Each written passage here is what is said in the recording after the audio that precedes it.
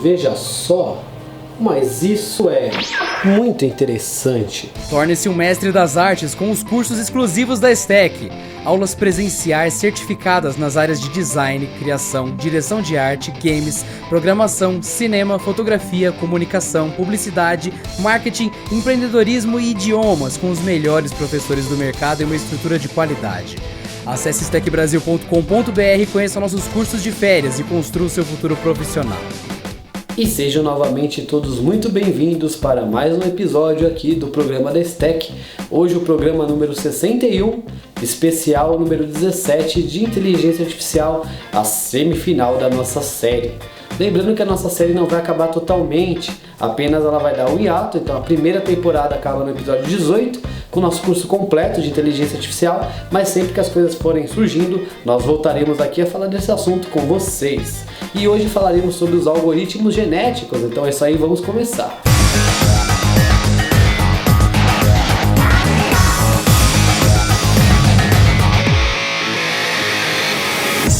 Uma coisa interessante a falarmos é que a pesquisa de algoritmos genéticos, assim como a pesquisa de redes neurais, é uma área de inteligência artificial influenciada pela biologia, baseado nos estudos de evolução das espécies de Charles Darwin. E dessa forma ela busca moldar a população de indivíduos por meio da sobrevivência dos membros mais aptos a viver naquele ambiente, ou seja, além do mais forte, o mais adaptado. É sabido que no nosso mundo as espécies elas evoluem de forma constante como forma de tentativa para melhor adaptação ao ambiente, ao contexto. Dessa forma, os seres mais fortes e aptos a sobreviverem, eles passam adiante as características para as gerações futuras. E a codificação dessas características ocorre nos cromossomos. Dessa forma, a próxima geração ela é um fruto dos dois cromossomos da geração atual, porém no processo que a gente denomina crossover, e não estou falando dos crossovers de animes. E pode ser que nesse crossover, na combinação, ocorra o que a gente chama de mutação aleatória. E se essas mutações elas tiverem algo que contribua para a evolução e desenvolvimento dessa espécie, elas serão também passadas para gerações futuras e assim por diante. Já na área de desenvolvimento de jogos, é sabido falar que os algoritmos genéticos, eles buscam sempre uma solução ótima para um problema específico, um problema determinado. Dessa forma, cada um dos indivíduos citados anteriormente, eles são possíveis soluções para o problema, para a questão em que estamos trabalhando. Dessa forma, o seu uso se dá quando ocorre o desejo que uma inteligência artificial que ela atue mesmo em situações não previstas pelo desenvolvedor, como as tomadas de decisão de acordo com o comportamento do jogador. Já para problemas como pathfinding, que existem algoritmos mais sólidos para descrever o processo, é mais custoso no âmbito da computação você usar algoritmos genéticos, então já não é muito recomendado para essas situações como pathfinding, mas mesmo para a área de inteligência artificial, para resposta a situações não previstas, como eu falei, comportamento inesperado do jogador. Temos 4 etapas nas quais a implementação dos algoritmos genéticos nos jogos elas são divididas: a inicialização da população, a validação da aptidão, a seleção e a evolução. Começaremos a falar pela inicialização da população. Primeiramente, nós temos que definir o modo correto de codificação dos cromossomos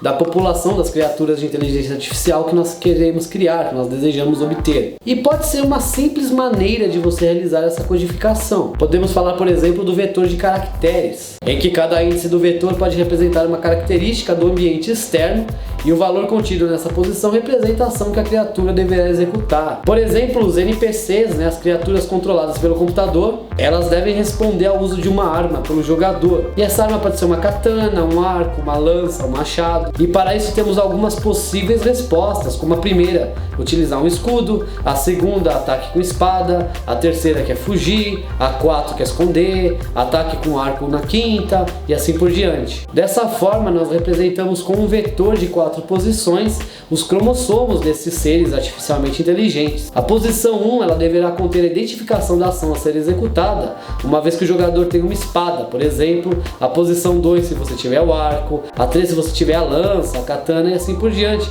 Cada posição do vetor então ela assume o valor de 1 a 5, já que temos 5 possíveis ações. Dessa forma dizemos que na etapa da inicialização a espera é obter uma população com alto grau de variabilidade genética. Assim é possível atribuir valores aleatórios aos cromossomos, como nessa tabela aqui que eu estou deixando para vocês verem. Aqui eu estou deixando 4 aplicações porém na realidade a gente poderia desmembrar isso em outras. Então é assim que a gente vai fazendo a distribuição dos algoritmos genéticos para fazer a codificação dos genes das populações. E aí passaremos para a segunda etapa da validação da aptidão. Dessa forma, o que a gente chama de processo evolutivo, processo evolucionário, ele deve fazer uma avaliação de quais indivíduos da população são os mais aptos a resolver o problema, a questão qual deles conseguiria resolver da melhor forma. E para isso a gente usa a denominada função fitness, que nada mais é do que uma função de avaliação dessa aptidão. Na tabela que eu mostrei, nós teremos, por exemplo, como uma função adequada de avaliação quando você fizer a contabilização da diferença entre o dano que a criatura ela causa ao jogador e o dano recebido, para saber qual o emprego da arma seria mais forte. E dessa forma os seres artificialmente inteligentes mais aptos terão maior probabilidade de passar adiante esses genes. E aí, com base nessa função calculada na etapa anterior, temos o processo de seleção. Por meio do cálculo da função, nós vamos escolher então quais são os seres mais aptos a realizar o problema. A diferença dos jogos e da vida real no processo de seleção é que na vida real, geralmente os dois pais eles contribuem com os cromossomos que passarão para a geração seguinte. Já nos jogos, você pode escolher qualquer número dentre as melhores possibilidades, melhores probabilidades, de acordo com essa função de aptidão. E aí temos a última etapa, que é a evolução. Os novos indivíduos eles serão criados, eles serão gerados e introduzidos no contexto do game, no gameplay, na jogabilidade. Os melhores indivíduos são selecionados e os genes são combinados no processo do crossover. E mutações aleatórias também podem ser introduzidas nesse processo. Então eu vou deixar aqui para vocês uma tabela exemplificativa. Na terceira linha dessa tabela, ou seja, o terceiro cromossomo do indivíduo resultante, temos uma mutação aleatória em que as características não é herdada de nenhum dos pais. E aí na hora do crossover nós podemos estipular, por exemplo, que uma mutação aleatória terá 15% de chances de ocorrer, 10%, 5%, mutação aleatória, ou seja, que não está presente nas gerações anteriores. Dessa forma, feito o processo de evolução, o algoritmo ele retoma então a segunda etapa, e a cada processo que chamamos de iteração, novos indivíduos mais aptos a enfrentar o jogador eles são criados. Vou deixar aqui para vocês terem como exemplo o pseudocódigo da implementação do algoritmo genético. E agora, para finalizar esse programa, eu vou fazer um resumo sobre o flocking, que, como eu falei nas aulas anteriores, é aquela técnica de você movimentar vários agentes juntos, movimentar agentes em grupos.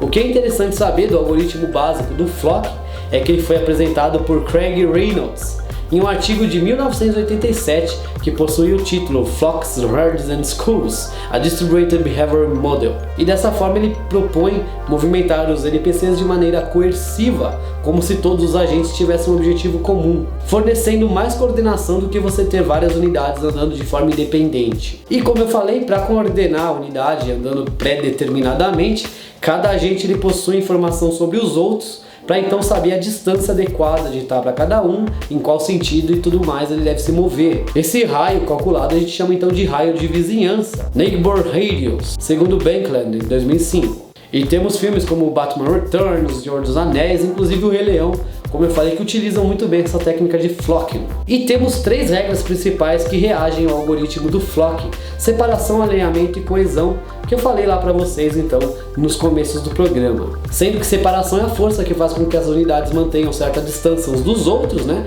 Evitando colisões com o vizinho.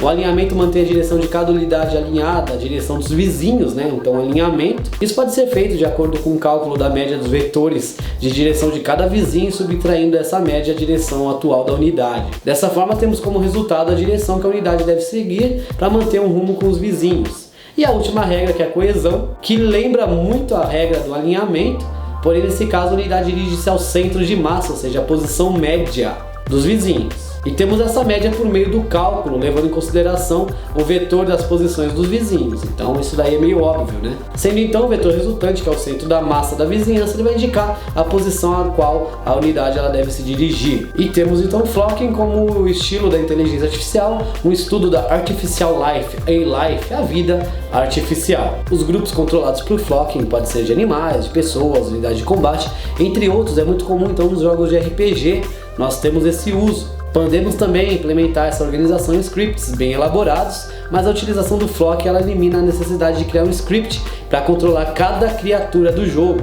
Ao invés desse processo mais trabalhoso, nós precisamos apenas de um script para controlar o grupo como um todo. E temos algumas definições interessantes da vida artificial, como a de Mittells, de 2002, que fala que basicamente ela procura estudar a vida e suas propriedades no computador, criando a vida digitalmente dentro desse computador, simulando-a ou então ambos. A vida artificial pode ser especialmente interessante para pessoas de outras áreas, como a teoria do caos, pois muitos aspectos são comuns entre ambas as áreas. Podemos futuramente falar da teoria do caos aqui no canal da Stack. E finalizando, segundo Woodcock, para emular a vida, a Artificial Life ela faz uso de técnicas como os algoritmos genéticos, os flocking, sistemas baseados em regras, entre outros, né? Dessa forma, o comportamento das criaturas é dividido em problemas menores que são mais tarde unidos por uma hierarquia de decisões que cada uma delas possui, determinando que ações devem ser tomadas para satisfazer suas necessidades e tudo mais. Assim, as interações que ocorrem entre os comportamentos de baixo nível, explicitamente codificados, e as motivações e necessidades dos personagens, causam então o surgimento de um comportamento de alto nível, mais inteligente, sem qualquer programação explícita ou complexa. Dessa forma, sabemos então que a área de jogos digitais está crescendo muito, tanto na indústria quanto na academia, no estudo, né, na parte acadêmica mesmo. E como eu falei, o desenvolvimento da inteligência artificial para jogos ainda está na sua infância, ainda está começando a caminhar. E é sabido que os jogos permitem trabalhos multidisciplinares dentro e fora da computação. Então é isso aí, turma, esse foi o vídeo de hoje, nossa 17ª aula de inteligência artificial. Na semana que vem concluiremos então essa primeira temporada dos nossos estudos. Espero que vocês estejam gostando da série. Qualquer dúvida deixe nos comentários que sempre responderemos a todos. Como sempre, a gente pede aquela ajuda e contribuição ao canal, deixando seu like, curtindo o vídeo, nos seguindo, interagindo e escrevendo nas redes sociais. Sua participação é muito importante para nós. Então é isso aí, muito obrigado a todos por tudo e até a próxima. Fui! E pedimos sempre que deem aquela contribuição ao canal, se inscrevendo, curtindo o vídeo e deixando seu like. Procure na playlist pelos vídeos para você ver os conteúdos com maior organização e nos siga sempre nas redes sociais. Deixe sempre nos comentários suas sugestões e recomendações, porque esse programa é personalizado e faremos um conteúdo com a sua cara.